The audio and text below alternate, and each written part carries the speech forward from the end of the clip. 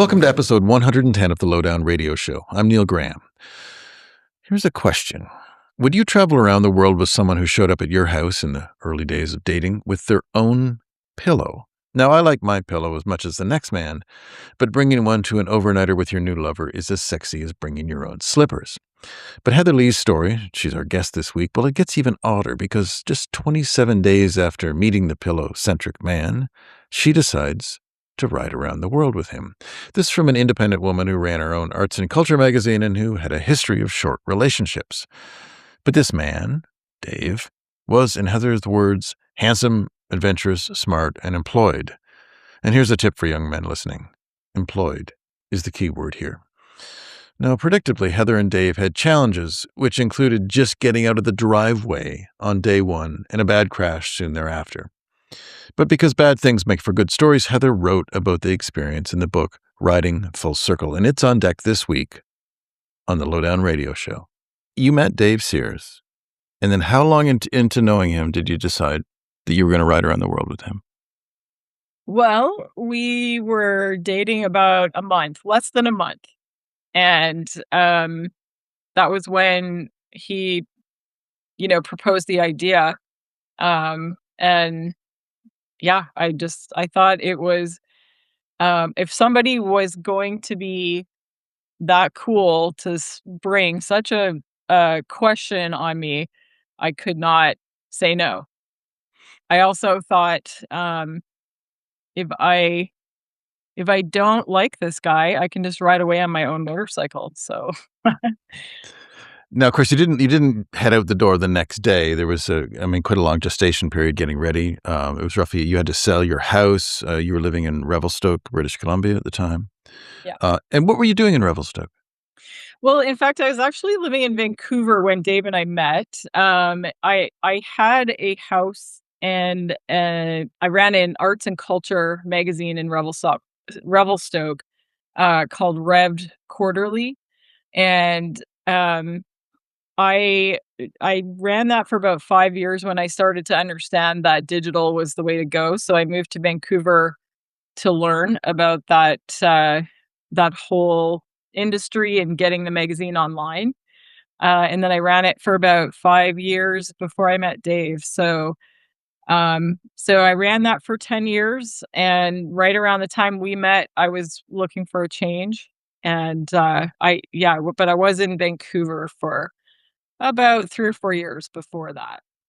So did you do that thing that we do where you look for a change and someone comes along and they suggest something that's kind of ridiculous, and you just think yes, that, because you're looking for something? Do you think you were primed to do something foolish? Because your history with dating had not. I mean, I used to say when I was younger, other people, my years of dating were like dog years. If I was with someone for 1 year, it was like someone else's 7 years. Yeah. And you were kind of like that, weren't you? I think a little bit. Not to put you on the spot. No, that's what podcasts are all about. I kind of go into a little bit of explanation throughout the book, and mostly in the beginning, just to try to describe the kind of person that would do something like this. So it was important to me that readers could identify with me regardless of whether they could understand why I would do something like this. And so I felt it was kind of imperative to set the scene a little bit. And of course, I have a kind of a history and a background of lots of travel, lots of solo travel through Africa and South America. And I just kind of felt like I was at that perfect age where, I was 40, and you can still kind of, you can go and do something like this, and then you can come back and reset your life if you need to. So, to me, it didn't feel all that bizarre, and not even to my friends or family. I think they were kind of like, "Oh yeah, that sounds like something Heather would do." I once bought a house with people that I met while traveling in New Zealand, and a couple weeks later we went home, and they were living in the US. I was living in Canada, and they asked if I wanted to buy a house with them in Revelstoke. So we split the cost of a house, and I mean, we knew each other for like 10 days. And that was a great friendship and business partnership And for. did that work out well?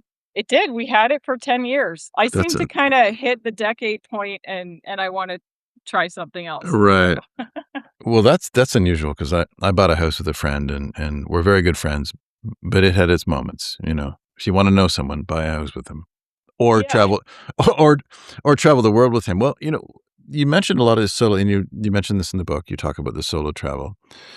Curiously, Dave had not done a lot of traveling when you met, um, but none of your solo travel had been on a motorcycle, correct? correct. And I think a lot of the book for me is at least the initial stage. I think I identified with both of your characters. Um, I know that when I travel with my wife, I am the more experienced motorcyclist. She is less so. And often there is this tension between capability and speed, and a lot of that played out. And I think a lot of couples will really sort of identify themselves in this because I mean, Dave was very much an experienced motorcyclist. It seems like a very natural motorcyclist. He seems like he was fairly natural on a Well, yes. I motorcycle. mean, he wasn't experienced, but he just took to it quite quickly. In fact, I had a motorcycle and had been riding for about a year before he did. But you really gained your chops while you were on the road. But I guess I'm jumping ahead. So you are together. You decide you're going to do this thing, and then you leave roughly a year later. There was a beautiful thing that you said, and I thought there are these little details in life that are very telling about people. I think, and at one point you mentioned that Dave would come to your place and he would bring his own pillow. Was that not was that not a worrisome sign a little bit? Oh, yes. But, going back to what you were talking about earlier, where do you just kind of make foolish decisions? I mean, um, there's a quote in the book, I think it's from Winnie the Pooh, and it's something along the line of like, when that tingly feeling you get when you like someone, that's common sense leaving your body.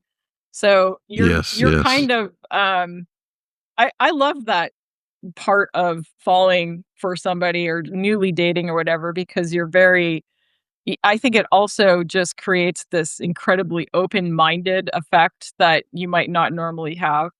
Um, and you're kinda you're ready to try almost anything. So, the fact that he had his own pillow, um, the funny thing is now I go almost everywhere with my own pillow if I can too, because I just I've become a pillow snob. Look, Uh, look, look how far you've fallen. You went from a woman who traveled alone to a woman that takes her pillow everywhere. right? I know it's gonna be like first class and five-star hotels from now on. So when you headed off on your trip, and I believe it was roughly a year later, was it? You were going to go. I think it was at 18 months, and then you shortened the departure date. Well, yeah, so when we met, of course, we did make the huge commitment to do this for ourselves, with each other within the first month of dating. And then, of course, after that comes planning and finding the right bikes and things like that. So we kind of said, okay, like, we want to do this. And we really committed. We started the next day just consolidating. Um, and yeah, I mean, I think what ends up happening is you just kind of it becomes all consuming, and it becomes so difficult to concentrate on anything else in your life, Right. and so we had planned to leave the fall of 2016.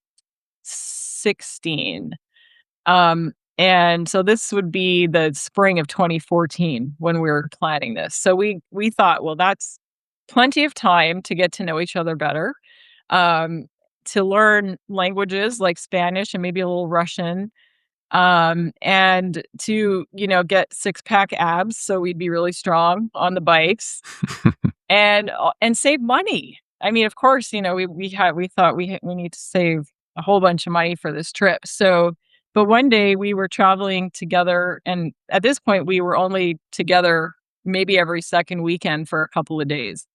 And we were riding in Dave's truck together, and it was raining, and he just he said, "What's stopping us from going a year early?"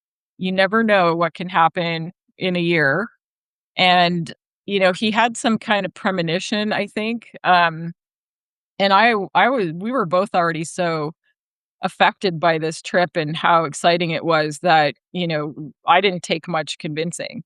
I said, I think that's great. We don't really have the money, but we're never gonna have all the money. So, yeah, let's make it happen a year early. Why wait? A lot of the trip, at least for me, the early part of the book is you essentially learning how to become a motorcyclist. And when I say a motorcyclist, I mean not just, work the clutch and shift the gears, but learn how to ride every day through really challenging terrain. At times it almost seemed too challenging Mhm. for you. You really had, I mean, I guess it's a cliche, but you really had to dig down, didn't you? Absolutely. I think there is, the importance of ignorance in a trip like this is so understated and not talked about because, for the most part, you look at people who would plan such a trip like this as though they're planning a trip up Everest. There's months, if not years of preparation. Everything's in place. It has to be, there's permits to get, et cetera, et cetera. It's not unlike riding a motorcycle around the world. You need an incredible amount of mental and physical fortitude, and you also need to have your permits in place. You need to think so far ahead of time because you're not just looking for one, visa entry to a country. You're looking at months down the road. Some of those visas can take 9, 10 weeks. So yeah, the whole um I honestly feel like the just not thinking too much about the skills because I knew that riding a motorcycle, I mean, I've been involved in so many sports that I knew that just doing that sport is will give you the skills. It's the other stuff that you you can't really just learn on the fly. Um, the I mean, you can, of course, learn how to have, a better reaction in a stressful event or something like that. But there became this kind of point before we left where other things started to become a lot more important than just, taking off-ride riding courses or getting uber fit for a trip like that. Those things were going to happen on the road. What do you mean by that? Other things came in. Do you mean sort of logistical issues and selling your assets to fund the thing? Is that sort of what you're referring to? Yes, absolutely that, and, yeah, so Dave had to sell his house to help fund the trip, and I sold my business. We both sold lots of toys, mountain bikes, vehicles, things like that, um, but that, those are sort of the material things that you can kinda let go of. I think a lot of it was already at the very beginning trying to work as a team, without knowing who this person really was and how do they deal under stress. Both Dave and I are shown in the book to get quite upset about different things that the other person wouldn't think was a big deal. So, I mean, we were kind of starting to learn, hey, this person doesn't like spending a whole bunch of money on modifications on the bike, or this person, you know, it has some very particular ways of doing things, and that was both of us. So, trying to get a sense of how the other person is going to react, because we didn't have any kind of history to know, like, I didn't know how does Dave deal with authority? If we get pulled over by the cops for speeding or, if Right. we go through a border crossing. So, the planning stages, started to reveal things about both of us that might have also been a bit of a hint of what was to come. Did that ever give you pause about your decision to travel together, do you think? Oh, absolutely. Yeah. so many times, and I'm sure he felt the same, but I think, at the type of person I am, I kind of whimsically agree to things, and then I spend a whole bunch of time worrying about it after. What did I just agree to, you know? Right. So, Right. yeah, I certainly did. I mean, I had a lot of misgivings about myself, about somebody who I had just started dating, about the particularities of, our personality traits that we were both, quite on in life. 40, you're very set in your ways. What was the first week or 2 on the road like? Well, I certainly wouldn't call it an easy start. I mean, there was a lot of the concerns about riding a motorcycle actually showed themselves on the very first day, which was essentially leaving my parents' driveway, and my bike Oh, was so yes. fully loaded, I couldn't even turn it. And then 2 weeks later, after we'd been interviewed by CBC Radio, and we'd had a going away party, and, we told everybody where we were going, and we'd be gone for 2 years, and 2 weeks later, I was back in Revelstoke, nursing a broken bone.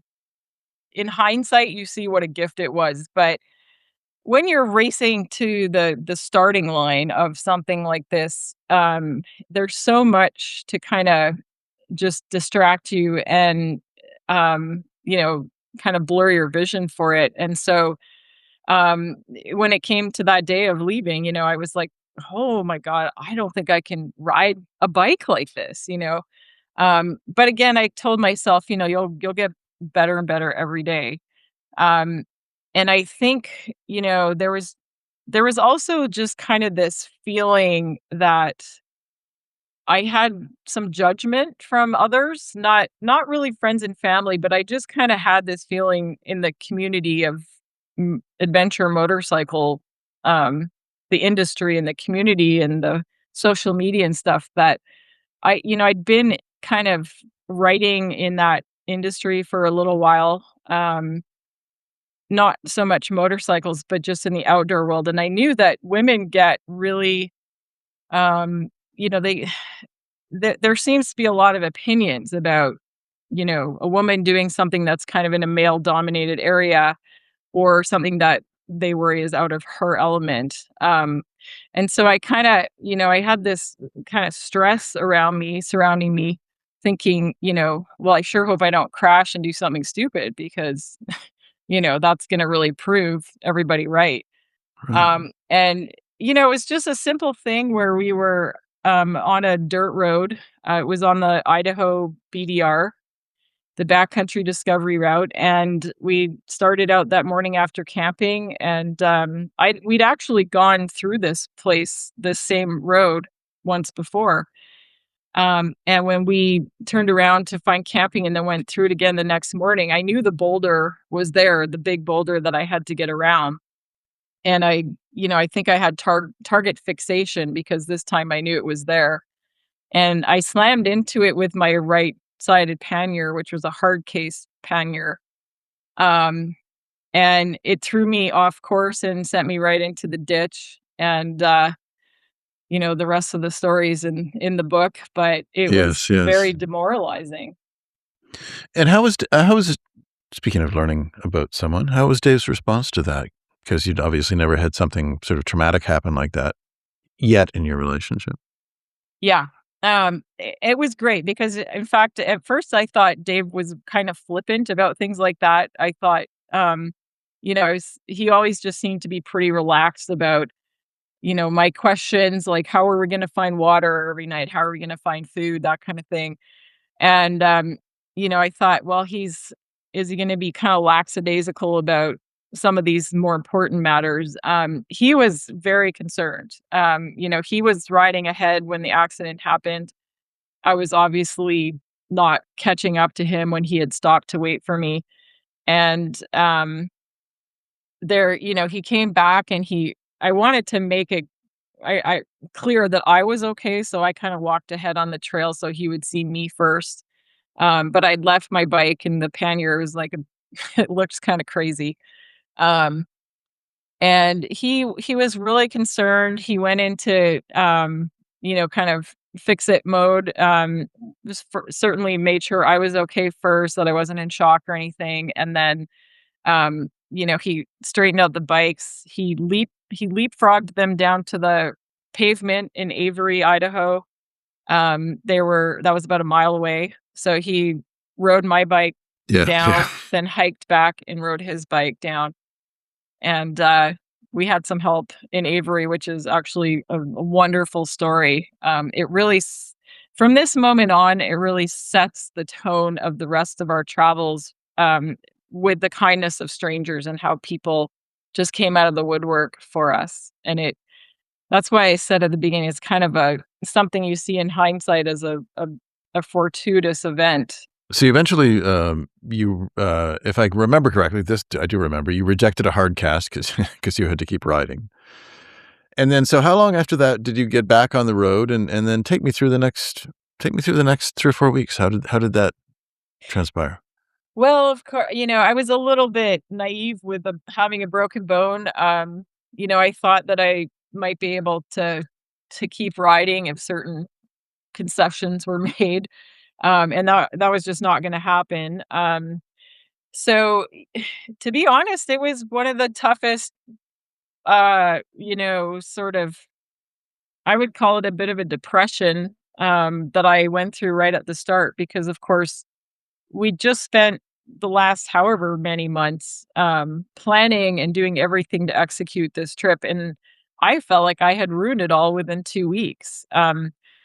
As we all know, bones don't heal in a week or 2, they heal in 3 or 4 months, and I also had some soft tissue damage, so, um, I kind of felt like, well, you know, so many emotions. I mean, obviously, I was telling myself, "Well, you can't ride a big bike. You had a really hard time here. Um, you're kinda screwing this up for Dave as well." And, and then just the whole embarrassment of having to go back to the town I just left, and, everybody Right. knows me and says, "Why aren't you on your trip?" Right, right, right.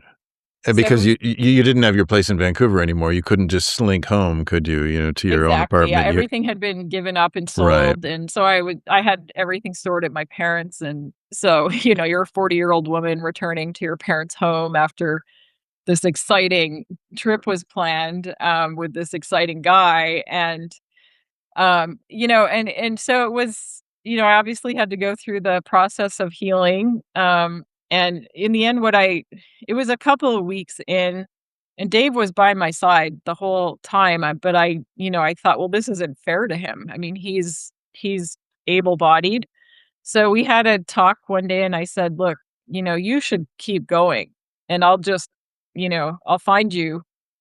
I'll find you wherever you right. are. I'm coming back." But I was a little nervous. I was terrified to get back on a motorcycle. Um, but so in the time that I was healing, Dave rode the BDRs, through 3 or 4 states down to Arizona. His dad has a place down there in the winter, so his dad trailered my bike down there from Washington to Arizona, which was a massive help. And, I met Dave 3 months later in Phoenix, and we carried on into Mexico and started making our way south. So, we essentially picked up where we left off, which was really heartwarming to me because, um, I just thought it was great that Dave was kinda willing to wait for me, to get better. And in hindsight, of course he was. I mean, we had invested so much in each other and the trip by that point, but I didn't know that at the time. I didn't wanna make any assumptions. One of the things that comes up in your travels and in your relationship with Dave is your motorcycle, and it's a point of friction because you really like it and he Oh, yeah. doesn't, and he doesn't, and it's a F650 GS. It's one of the single cylinder GSs. G650 GS, yeah. G650 GS, I'm sorry. Um, and you liked it because of the size. It felt more manageable, where the F series felt too big for you, at least at that point. Um, but that was something that is always kind of there, isn't it? Because it's notoriously, can I say it's notoriously unreliable? Is that fair? What that style of bike Well, or that your bike in particular. oh, the stallion. That was what I started to call it because it liked to buck its rider off all the time. Yeah, it was very unreliable, unfortunately. I think it was a lemon, unfortunately, for that year, but at the time, it felt like the perfect bike, and I was so proud of myself for having found it. I don't think every bike of that, era or generation was poor, and I certainly would never, um, say I mean, we had BMW bikes the whole time on this trip, and I would get another one in a heartbeat. I think this was just a one-off. Maybe the previous owner hadn't quite taken care of it as well as he said, or Right. but yeah, it was my around the world steed, and I was so proud of it, and it started to give me so many problems that it caused a huge amount of stress in the relationship and the trip itself, so But you were reluctant to abandon it, weren't you? sure Hey, was. because you sort of I think you sort of and this I found sort of curious because I think I would have just to hell with it and gone on to something else. But you felt this was it the loyalty to the bike, or did you feel that somehow that abandoning it was sort of unfair to the bike? Take me through your loyalty to it. Yeah, it's kind of funny. I think it's a mix of, loyalty, stubbornness, and not wanting to drop a huge amount of trip money on another bike. So, and some delusion, I guess. Um, Dave is a lot more mechanically inclined, so he could see the writing on the wall. The bike itself, he said I would soon grow out of it, and I didn't think that was going to be really possible. But, in time, it had a flat spot on the front wheel that caused riding on the road on the freeways a lot of wobbling. It caused me some stress. It was low clearance. I'd bang the skid plate into things quite a bit. Yeah. It didn't have any torque or tractor. So, but you just kind of you just start to love your bike so damn much. It takes you from A to B, and it sort of becomes like a pet or something where you just wanna do everything you can to make it work out, and you start to feel like it has a bit of a heartbeat, and you know what, I guess it was in a sense like, I don't wanna give up on this. I mean, certainly just I didn't wanna keep throwing money at it, but it was still cheaper to do that than buy a new bike. Um, so it became kind of a mental struggle for me where and and every day Dave is just like, I hope this thing finally dies for good so she has no excuse but to get something else. We're not gonna obviously have time to touch on every country you go through, but you did write, beautifully about Peru, and this is something you wrote about Peru. You said, "Northern Peru is like a woman uncomfortable with her own beauty, doing everything to avoid unwanted attention, I'm sorry." What is it about Peru that resonated so much with you? I think because of well, I had been there in the past 20 years ago or so, and I hadn't been able to really penetrate the country as much as I did on a motorcycle right from north to south. So, um, where I was in Peru was very touristy and very welcoming and a lot of amenities set up. Northern Peru has this incredible beauty to it where it's much less populated by tourism, smaller villages, a lot more quaint and quiet. And um just the road system that is set up in some of these places because you're going through the Andes and they have to build roads through there. It's just switchbacks of just glorious green tropical, and you're cruising down to the river below where there's a small farming community because that's where the water is. But the valleys are so constricted, that, you're just you spend an hour going down the side of a mountain, you cross a bridge this long, and you start heading up the other side, and I mean, we would just spend days like that. You're not ever on a straight stretch of, road that's paved or, boring. I mean, it's just this, incredible mountain riding. It felt really adventurous. But at the same time, people didn't like seeing us there.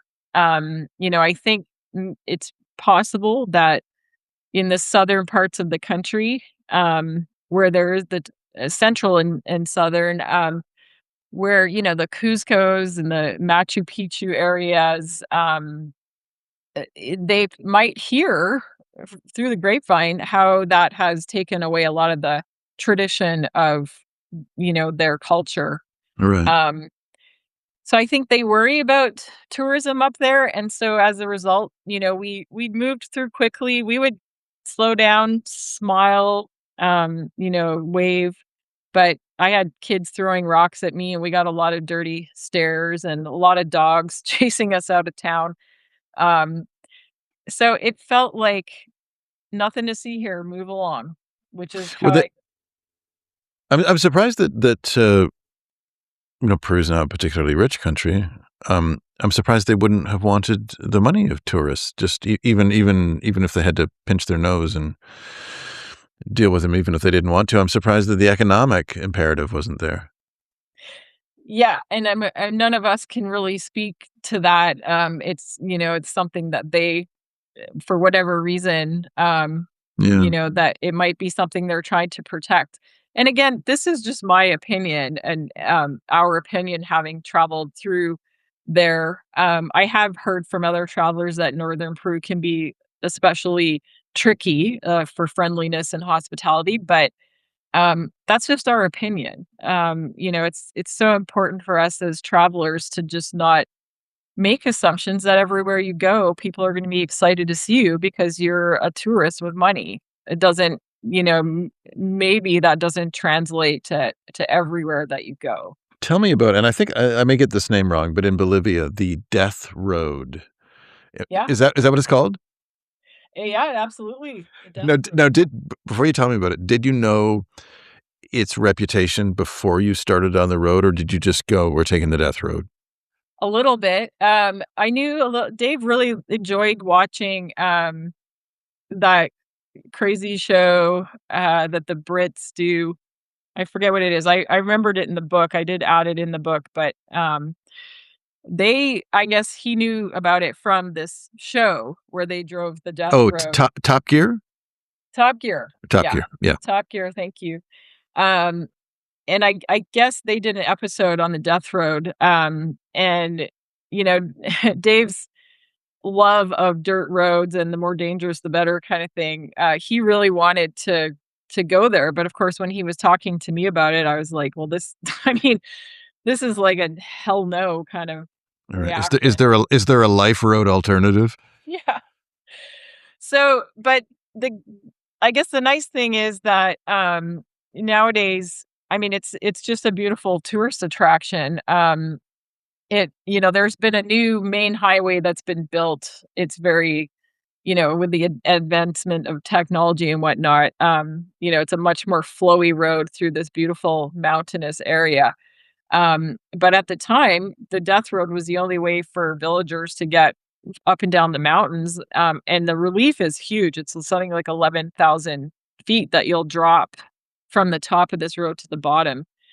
Um, and it's a narrow gravel road built into the side of a cliff. So when buses were trying to pass each other, they would occasionally drop off the side of the cliff, and cars and motorcyclists, and Right. it's got a lot of skeletons down there. And now the trick is that even though in that part of the world everybody drives the same as we do on the right, or on the right side of the road, there, they say at the top of the death road, keep your left, which means drive on the left side of the road so that the driver can look out the window to see how close they are to the edge.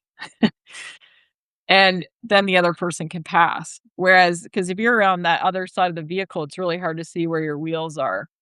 So it's Wow. quite fascinating culture. Of course, when there's not a lot of traffic on the road and you're just cruising along on your motorcycle, you're on the right-hand side, you come around the corner, well, that's where the uphill traffic's coming, so you gotta be careful. But yeah, it's a real road, and it's just stunning. So tell me about the writing of Riding Full Circle and what it was like to recount the tales, but also what was the time that transpired from the end of the trip to the writing of the book? Did you start right away, or was there time? Yeah, I really enjoy talking about this because, there was a significant difference between us getting back and the book being published. And I am a writer. I've been writing for 30 years. I've been published in Overland Journal, Expedition Portal, lots of magazines. I love writing, and I knew that this would be a huge story. And so I knew I would write a book about it when I got back. So I took meticulous notes on the road so I could be sure to be accurate. um, but when we got back in 2017, I did start writing the book probably within the first 6 months or so, maybe even sooner. And what I found was I got the first half and therefore the first year out on paper very quickly. But it was huge, very long. I think even without having even finished the book yet, it was over 200,000 words. So, in the meantime, there's a whole process of life and jobs and whatnot, and I stopped writing for a bit. I think I became kind of intimidated. I'd never written a book before. I was very used to writing short stories, but not something long. And so I got kind of intimidated. I put it off for a while. I think I didn't write for a year. Um, and when I came back to it, I had moved here to Bellingham, and uh, got introduced to a writing group here, and they were just very knowledgeable women in this group. It was all women, and I thought, this is a great chance for me to get feedback on this first year, and they helped me tremendously in cutting, some of the extraneous stuff. And what I realized was when you come back from such an incredible journey like this that just really changes you, you you can't sift through all the noise of it. You're still very overstimulated. You're still reeling from all of these experiences, and you need time, just like any sort of major event in your life. You need time to just kind of let it settle. And in doing so, I was able to, I matured as a person, of course, in almost a decade. I started to see the things that maybe bothered me on the trip were just inconsequential. I didn't, or insignificant, I should say. I didn't feel like some of that needed to be written about anymore. And I started to hear a whole different story in my head, and I felt the importance of showing the people around the world on our travels was had to be a major theme. Right. And I really thought it was important to show conflict between Dave and I because, of course, readers know that you're newly dating and you just met, and how do you get along on the road? I didn't want to glaze over and, make that look like we were trying to hide our personalities and our faults.